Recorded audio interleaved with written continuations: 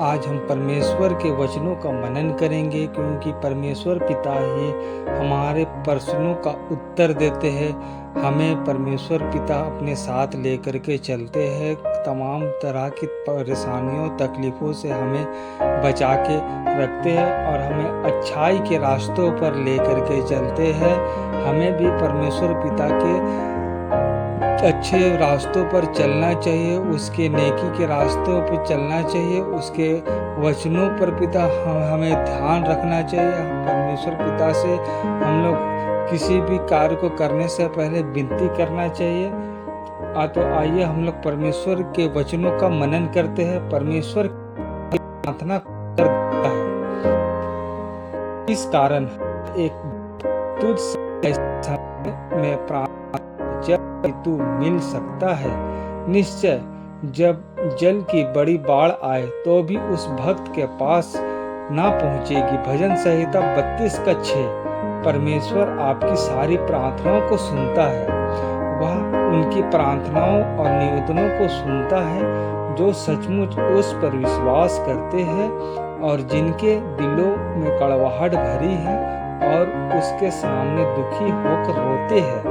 इसलिए हमें अपने मित्रों और रिश्तेदारों पर आश्रित नहीं रहना है। हमें संपूर्ण हृदय से परमेश्वर पर भरोसा रखना है और अपनी सब जरूरतों के लिए उसी पर निर्भर रहना है। तब वह आश्चर्यजनक रूप से हमें हमारी सब मुसीबतों में से बाहर निकाल लेगा। एक परिवार में पति परमेश्वर पर विश्वास नहीं रखता था, परंतु पत्नी परमेश्वर से प्रेम करने वाली और धार्मिक स्त्री थी। अचानक एक दिन उनका एक बच्चा गंभीर रूप से बीमार हो गया, यहाँ तक कि उसके मरने तक की नौबत आ गई। और हुआ भी यही। डॉक्टर के हर संभव प्रयास के बावजूद भी वह बच्चा मर गया। माँ अपनी मृत बच्चे के शव को चर्च तक ले जाना चाहती थी। पति ने पत्नी से कहा कि इतने दिन तक तो तुम बच्चे को चर्च ले जाकर प्रार्थना करती रही, उसका कुछ मतलब था। अब जब कि बच्चा मर गया है तो तब भी तुम उसे चर्च ले जाना चाहती हो। क्या इसका कुछ अर्थ है? आओ अब हम बच्चे को मिट्टी दे दें। किंतु पत्नी ने उससे कहा कि नहीं, मैं अपने परमेश्वर की उपस्थिति में जाऊंगी और आंसुओं के साथ उससे प्रार्थना करूंगी। वह मेरे बच्चे को जीवन जरूर देगा।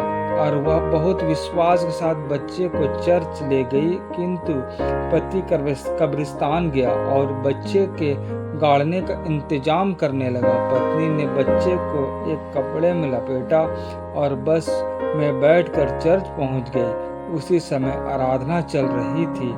जब पादरी ने प्रार्थना की तो माँ के विश्वास के अनुसार बच्चे ने हरकत करनी शुरू कर दी, अर्थात उस बच्चे में जीवन लौट आया और अंत में बच्चा उठकर बैठ गया। माँ खुशी से झूम उठी। उसने चर्च में आगे खड़े होकर परमेश्वर की महिमा के लिए गवाही दी। इस आश्चर्यक्रम के कारण उसके पति ने, जो परमेश्वर पर विश्वास नहीं करता था, यह स्वीकार कर लिया कि परमेश्वर है और यह भी कि वह उनकी प्रार्थनाओं के उत्तर भी देता है जो उस पर विश्वास करते हैं। प्रियो, आज आप भी अपने संपूर्ण हृदय, बल और बुद्धि से परमेश्वर से प्रार्थना कीजिए। परमेश्वर निश्चित रूप से आपको उत्तर देगा और आशीष भी देगा। वह आपके निवेदनों को सुनेगा और आसमान से आपको भरपूरी से आशीष देगा। हमें भी महान पिता परमेश्वर पर भरोसा करके उनसे हर वस्तु मांगना चाहिए, क्योंकि परमेश्वर भली वस्तुओं को पूरा करते हैं। स्वर्गीय पिता, मैं तेरा धन्यवाद करता हूँ कि तूने मुझ पर अनुग्रह किया है कि मैं यह समझ सकूं कि तू एक जीवित खुदा है। तू हमारी प्रार्थनाओं को सुन